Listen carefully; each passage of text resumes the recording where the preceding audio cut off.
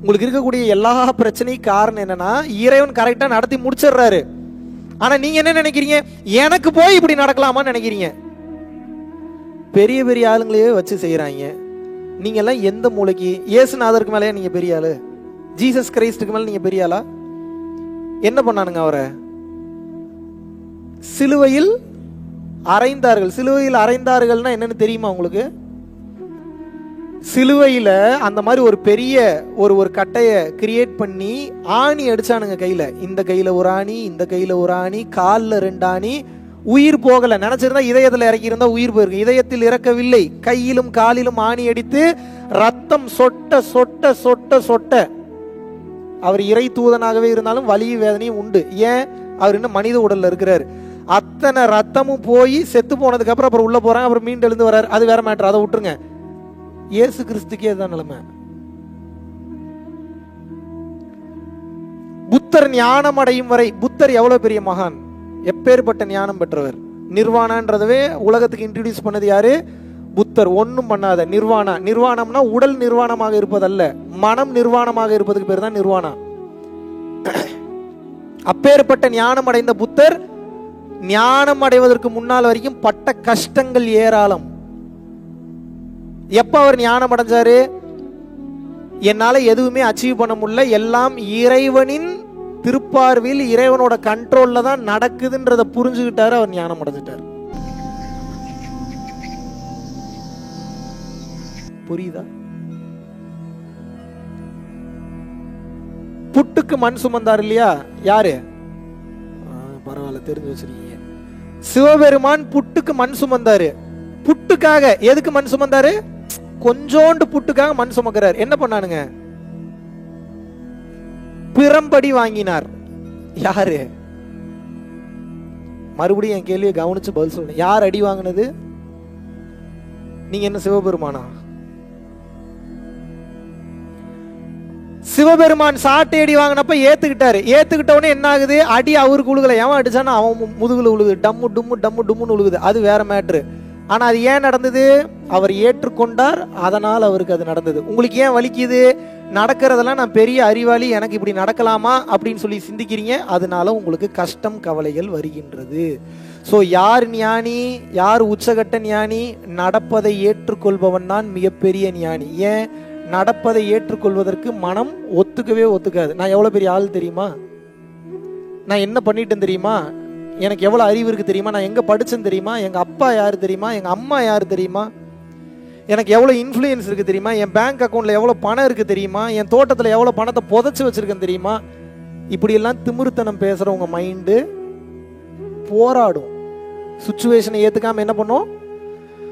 போராடும். இந்த போராட்ட குணம் இருக்கும் வரைக்கும் உங்களால் நிச்சயமாக நிம்மதியை அடைய முடியாது. உலகத்தோட மிகப்பெரிய பொக்கிஷம் என்ன தெரியுமா? பணமோ காசோ பேரோ புகழோ வசதியோ இல்ல. சந்தோஷம் சொல்லுவீங்க, சந்தோஷமும் இல்ல, நிம்மதி. உலகத்தோட மிகப்பெரிய பொக்கிஷம் என்ன? பீஸ். நிம்மதி இருந்தாதான் சந்தோஷமே ஃப்ளோ ஆகும் ஆட்டோமேட்டிக்கா. நிம்மதி இல்லை அப்படின்னா சந்தோஷம் உங்களுக்கு கிடைக்கவே கிடைக்காது.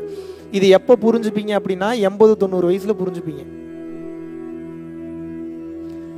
இன்னும் நம்ம மனசு எதையோ தேடி ஓடிக்கிட்டே இருக்கே, இன்னும் கஷ்டமா இருக்கு. இன்னும் பேரனை நினைச்சா கஷ்டமா இருக்கு, பேத்தியை நினைச்சா கஷ்டமா இருக்கு, பெத்த பிள்ளைங்களை நினைச்சா கஷ்டமா இருக்கு. சொல்றத ஒருத்தனு கேட்க மாட்டான். நீங்க உங்க மனசாட்சியை தொட்டு சொல்லுங்க, உங்க அனுபவத்துக்கு சொல்லுங்க. ஏதாவது உங்க கண்ட்ரோல்ல இருக்கா? உங்க பொண்டாட்டி முதல்ல உங்க கண்ட்ரோல்ல இருக்காங்களா? இருக்கிற மாதிரி நடிக்கலாம், இருக்க மாட்டாங்க. உங்க புருஷன் உங்க கண்ட்ரோல்ல இருக்காரா? இருக்காரா? இருக்கிற மாதிரி நடிப்பாங்க, இருக்க மாட்டாங்க. உங்க பிள்ளைங்க உங்க கண்ட்ரோல்ல இருந்தாங்களா? இருக்காங்களா? சரி, இப்படி கேக்குறேன். உங்க அப்பா அம்மாக்கு நீங்க பிள்ளையா பிறந்திருப்பீங்கல்ல, அப்ப நீங்க உங்க அப்பா அம்மாவோட கண்ட்ரோல்ல இருந்தீங்களா? நீங்களே இல்ல, உங்க பிள்ளைங்க எப்படி உங்க கண்ட்ரோல்ல இருப்பாங்க? சரி, இப்படி வச்சுப்போம். உங்க அப்பா அம்மாவை வச்சுப்போம். உங்க அப்பா அம்மாவுக்கு ஒரு அப்பா அம்மா இருந்திருப்பாங்கல்ல. உங்க அப்பா அம்மாவோட கண்ட்ரோல்ல உங்க அப்பா அம்மா இருந்தாங்களா? எங்க காலங்காலமா இப்ப எவன் கண்ட்ரோல்ல எவனுமே இல்லை. இதை ஏன் ஏத்துக்க மாட்டீங்க? என்ன பிரச்சனை உங்களுக்கு? எதை மாத்திர முடியும் உங்களால? காலங்காலமா நடந்துட்டு வர விஷயத்தை வச்சு பாடத்தை கத்துக்கிட்டு அந்த தப்பை பண்ணாம இருக்கிற அறிவாளியா, இல்லை காலங்காலமாக நடக்கிறதெல்லாம் முட்டாள்தனம், உலகத்தை மாற்ற போகிறேன்னு சொல்லி மாற்றிட்டு இருக்கிறவன் புத்திசாலியா இல்லை முட்டாளா? நீங்கள் சொல்லுங்கள். இப்போ இதுலேருந்து நீங்கள் என்ன புரிஞ்சுக்கணும்? எதுவும் உங்கள் கண்ட்ரோலில் இல்லை. இதை முதல்ல புரிஞ்சுக்கோங்க. இதை புரிஞ்சுக்கிட்டீங்கன்னா தான் சரண்டர் ஆவீங்க, இல்லாட்டினா சரண்டர் ஆக மாட்டீங்க. சரண்டர் ஆனாவே இம்மிடியேட்டாக பீஸ் கிடச்சிடும், இம்மிடியேட்டாக அமைதியாயிருவீங்க, ஜாலி ஆயிரும், மனம் ஹாப்பி ஆகிடும். எப்போ இந்த ஹாப்பி ஜாலி வரும்னா நடக்கிற சுச்சுவேஷனை எவன் ஏற்றுக்கிறானோ அவனுக்கு வந்துடும். என்னைய ஒருத்தன் வச்சு செஞ்சான் ஒரு வாரத்துக்கு முன்னாடி. எங்கே அப்படின்னா, ஏதோ ஒரு ஆஃபீஸ்க்குள்ளே போகிறேன், வெளியில் ஒரு செக்யூரிட்டி. நான் தெரியும்ல எப்படி இங்கே தான் இவ்வளோ பில்டப், அப்படிலாம் இல்லை. வெளியிலலாம் போயிட்டேன் அப்படின்னா தனியாக தான் போவேன், தனியாக வரேன். மேபி கூட யாரோ ஒருத்தர் 2 பேர் இருப்பாங்க. சில நேரத்தில் அது கூட இருக்க மாட்டேன். டிஷர்ட்டை போட்டுப்பேன், பேண்ட்டை போட்டுப்பேன், கண்ணாடியை போட்டுப்பேன், தொப்பியை போட்டு நான் பாட்டுக்கு நடப்பேன், வருவேன், வருவேன். ஏன்? நமக்கு ப்ரைவசி ரொம்ப முக்கியம். ஜாலியாக போகணும், ஜாலியாக வரணும். போனோடனே அந்த பில்டிங்கோட கீழே இருக்கக்கூடிய வாட்ச்மேன் நிப்பாட்டி, யார் நீ?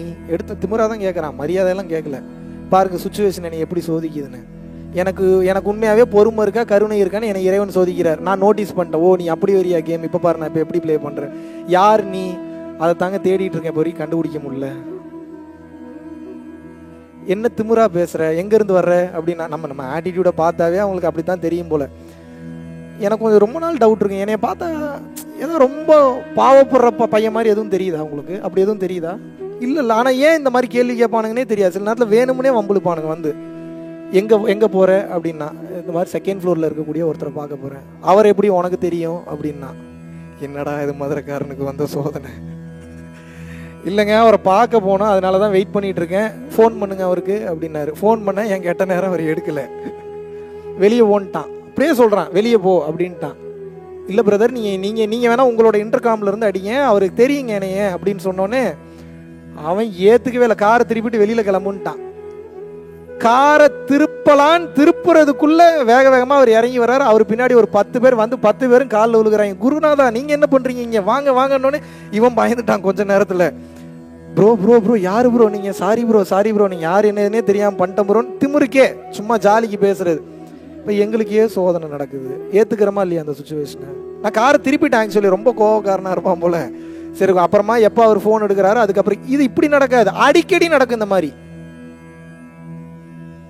சம்பந்தமே இல்லாம நடக்கும். ஒரு இடத்துல இன்னொரு வெளிப்படையான ஒரு மேட்டர் தெரியும். அறை வாங்கியிருக்கேன் தெரியுமா, ஒரு 2 மாசத்துக்கு முன்னாடி. எவனா சொல்லுவான் அதெல்லாம்?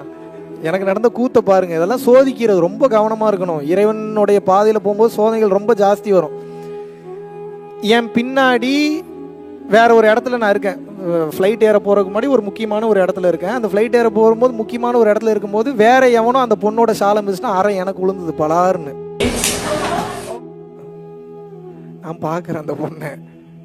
எனக்கு நான் என்ன பண்ணியிருக்கணும்? அப்போ ஒன்று திருப்பி அரைஞ்சிருக்கணும், இல்லை அந்த பொண்ணை ஏதாவது திட்டிருக்கணும். ஏமா நான் இல்லைம்மான்னு தெரிஞ்சிருக்கணும். நான் என்ன தெரியுமா, கையை தூக்கிட்டேன், நான் சரண்டர் ஆகிட்டேன். சரி இன்னைக்கு அடி நமக்கு தான் உழுகணும் போல இருக்கு. வேற ஏதாவது பேசி அந்த பொண்ணு இன்னும் 2 அடி சேர்த்து அடிச்சிருச்சுன்னு வைங்க. அதுக்கப்புறம் என் கூட இருந்தவன் தான் நல்லவனா இருப்பான் போல. மேடம் அவர் மேலே தப்பு இல்லை மேடம், நான் தான் தெரியாமல் உங்கள் ஷாலை மிஸ்டேன்னு சொன்னோன்னே அப்புறம் அந்த பொண்ணு அவ்வளோ சாரி கேட்குது. ஏற்றுக்கிட்டேனா இல்லையா? நான் எவ்வளோ பெரிய குரு, எனக்கு ஒரு கெடுதல் நடக்கலாமா, எனக்கு ஒரு கெட்டது நடக்கலாமா அப்படி நான் நினைச்சேன்னு வைங்க, நான் வாழ்க்கையில் தோத்துட்டேன்னு அர்த்தம். எப்போதெல்லாம் என் வாழ்க்கையில கஷ்டமான சூழ்நிலை வருகிறதோ அதுக்கு பேர் சோதனைன்னு அர்த்தம். அந்த சோதனையை பக்குவமா ஹேண்டில் பண்ணக்கூடிய அந்த பக்குவம் இருக்குல்ல, சரணாகதி. ஏர்போர்ட்ல ஒரு கால் பண்ணியிருந்தா, நீங்க சென்னை ஏர்போர்ட் ஒரு ஃபோன் பண்ணியிருந்தா அப்படின்னா, சிஆர்பிஎஃப் தெரியுமா தெரியாது உங்களுக்கு? Central reserved police force, CISF, central industrial security force. இது ரெண்டோட எஸ்பி என்னோட க்ளோஸ் ஃப்ரெண்ட், என்னோட ஃபாலோவர். ஒரு 10 போலீஸ் AK-47 வந்திருக்கும். போதா குறைக்கு ஏர்போர்ட் போலீஸ்ல அங்க இருக்கக்கூடிய இன்ஸ்பெக்டர், சப் இன்ஸ்பெக்டர், அங்க இருக்கக்கூடிய மற்ற ஆட்கள் எல்லாருமே எனக்கு தெரிஞ்சவங்க தான். கான்டாக்ட் இல்லாம கிடையாது. எப்படி இருந்தேன் நானு? ஏன்? அதிகாரத்தையும் ஆற்றலையும் பயன்படுத்துவதற்கு பேர் ஞானம் அல்ல. ஆற்றலும் அதிகாரமும் இருந்தாலும் கூட சுச்சுவேஷன் வேற ஒரு லெசனை உங்களுக்கு டீச் பண்ண வருதுன்னா அந்த லெசனை லேர்ன் பண்றதுல தான் உங்க கவனம் இருக்கணும். நான் யாரு, நான் எவ்வளவு பெரிய ஆள் தெரியுமான்றதுல உங்கள் கவனம் போகக்கூடாது. அப்படி போகுது அப்படின்னா நீங்க இன்னும் ஆணவத்துல மாட்டிட்டு இருக்கீங்கன்னு அர்த்தம். இப்படி உங்களுக்கு நிறைய சோதனைகள் வரும். இந்த மாதிரி சோதனைகள் வரும்போது சரண்டர் பண்ணிடணும், கையை தூக்கிடணும். இந்த பக்குவத்துக்கெல்லாம் வந்துட்டீங்கன்னு வைங்களேன், உங்களை உலகத்துல யார் நினைச்சாலும் ஜெயிக்க முடியாது அதுக்கப்புறம்.